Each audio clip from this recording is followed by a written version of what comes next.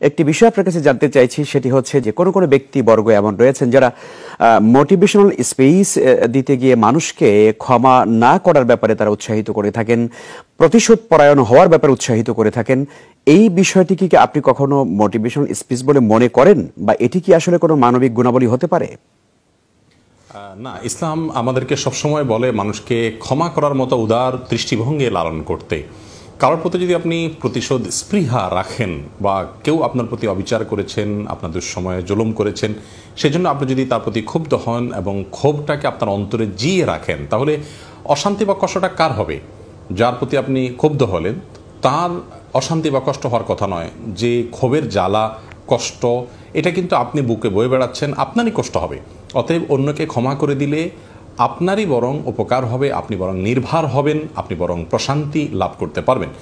এই জন্য ইসলাম আমাদেরকে সবসময় ক্ষমার কথা বলেছে। আমরা বিরতির আগে বলছিলাম যে কোরআনে কারিমে আল্লাহ তাআলা তার রাসূল সাল্লাল্লাহু আলাইহি ওয়াসাল্লামকে বলেছেন মানুষ যারা তারা যেন ক্ষমা করে, তারা যেন মানুষের ভুল ত্রুটিকে মার্জনা করতে শেখে। কেন? কারণ হলো আল্লাহ তুহিব্বুনা আন ইয়াগফিরাল্লাহু লাকুম, তোমরা কি চাও না আল্লাহ তাআলা তোমাদেরকে মাফ করুন? যদি তুমি চাও আল্লাহ তোমাকে মাফ করুন, তাহলে তুমিও মানুষকে মাফ করা শিখতে হবে। একজন সাহাবী নবী সাল্লাল্লাহু আলাইহি ওয়াসাল্লাম বলেছেন, ইয়া রাসূলুল্লাহ, আমাদের অধীনস্থ লোকেরা অনেক সময় অনেক বেশি বিরক্ত করে এবং অনেক বেশি তারা আমাদের নির্দেশনাগুলোকে অমান্য করে বা ভুল করে ফেলে। তাদের ভুলগুলোকে আমরা কতবার মাফ করব? তখন নবী সাল্লাল্লাহু আলাইহি ওয়াসাল্লাম তাকে বললেন যে প্রয়োজনে দিনে ৭০ বার মাফ করবে, অর্থাৎ যতবার প্রয়োজন হয় ততবার মাফ করবে।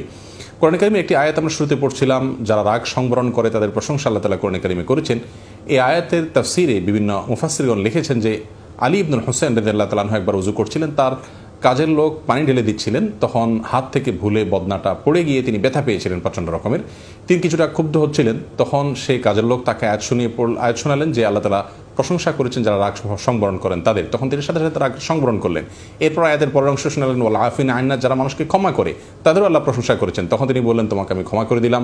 এরপরে তিনি আয়াত শোনালেন পরের অংশ, যে যারা মানুষের প্রতি অনুগ্রহ করে আল্লাহ তাআলা ইউহিব্বুল মুহসিন, আল্লাহ তাআলা মুহসিনদের বা অনুগ্রহকারীদেরকে ভালোবাসেন। তখন তিনি বললেন তোমার প্রতি অনুগ্রহ করে তোমাকে মুক্ত করে দিলাম। তিনি দাসী ছিলেন।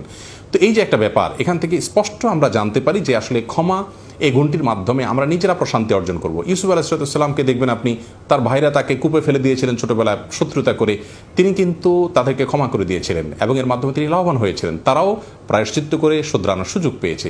আমাদের প্রিয় নবী সাল্লাল্লাহু আলাইহি ওয়াসাল্লামকে দেখবেন মক্কা বিজয়ের পর তিনি যারা তাকে মাতৃভূমি থেকে বের করে দিয়েছিল, অবিচার করেছিল, তাদেরকে তিনি ক্ষমা করে দিয়েছিলেন এবং তার সুফলও তিনি কিন্তু পেয়েছেন। এজন্য যিনি ক্ষমা করেন তিনি আসলে হেরে যান না, তিনি আসলে ক্ষতিগ্রস্ত হন না, বরং ক্ষমার মাধ্যমে তিনি নিজেই লাভবান হয়ে যান। নবী সাল্লাল্লাহু আলাইহি ওয়াসাল্লাম বলেছেন, ইরহামু তুরহামু, তোমরা মানুষের প্রতি রহম করো, আল্লাহ রহম করবেন। ওয়াগফিরু তুগফারু, এবং মানুষকে ক্ষমা করো তাহলে তোমাদেরকেও ক্ষমা করে দেওয়া হবে। অন্য হাদিসে আসছে তিনি বলেছেন, ওমা যাদাল্লাহু আবদান বিআফুফিন ইল্লা ইজ্জা, কেউ কাউকে ক্ষমা করলে আল্লাহ তাআলা তার ইজ্জত এবং সম্মানকে অনেক বেশি বৃদ্ধি করে থাকেন। আমাদের সমাজে আজ চতুর্দিকে যে হানাহানি দেখছি, যে অশান্তি দেখতে পাচ্ছি, খুনাখুনি দেখতে পাচ্ছি এবং পরিবারগুলো ভেঙে খানখান হয়ে যাচ্ছে দেখতে পাচ্ছি, এই সবগুলোর মৌলিক কারণগুলোকে যদি আমরা তালিকা করি তাহলে বোধহয় শীর্ষে থাকবে এই অনিয়ন্ত্রিত ক্রোধ এবং প্রতিশোধ স্পৃহা। আপনি শুরুতে যেটি বলছেন যে ক্ষমা করা এটা মহৎ গুণ। আমরা একে অন্যকে যদি ক্ষমা করতে শিখি, একে অন্যের ভালো গুণগুলো দেখে তার মন্দ গুণগুলোর পরে স্যাক্রিফাইস করতে শিখি, তাহলে কিন্তু আর আমাদের সমাজে এই অস্থিতিশীল পরিস্থিতির দিকে যাবে না। এই জন্য কোরআন এবং হাদিসের শিক্ষা সর্বত্র ছড়িয়ে দিতে হবে, আমাদের নিজেদের ভিতরে ধারণ করতে হবে। শুধুমাত্র কিছু গতানুগতিক ইবাদত বন্দেগীর মাধ্যমে মুসলমান হলে চলবে না, আচার আচরণের মাধ্যমে আমাদেরকে প্রকৃত মুসলমান হতে হবে। তাহলে ইনশাআল্লাহ এই পরিস্থিতি আমাদেরকে আর দেখতে হবে না।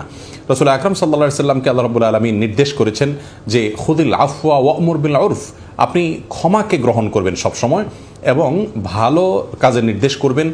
আর ওয়া'রিদ আনিল জাহিলিন, যে ব্যক্তি মূর্খতা সুলভ আচরণ করেছে তার ব্যাপারটাকে আপনি ইগনোর করুন, এড়িয়ে চলুন। তাহলে ইনশাআল্লাহ বিদিনিল্লাহ সমাজে পরিবারের শান্তি এবং শৃঙ্খলা নেমে আসবে। এভাবে আল্লাহ রাব্বুল আলামিন কোরআনে কারিমে আরও নির্দেশ করেছেন, ওয়া আন তাফু হুয়া আকরাবু লিত-তাকওয়া, যদি মানুষকে ক্ষমা করো তাহলে এটা হবে তাকওয়ার অধিকতর নিকটবর্তী।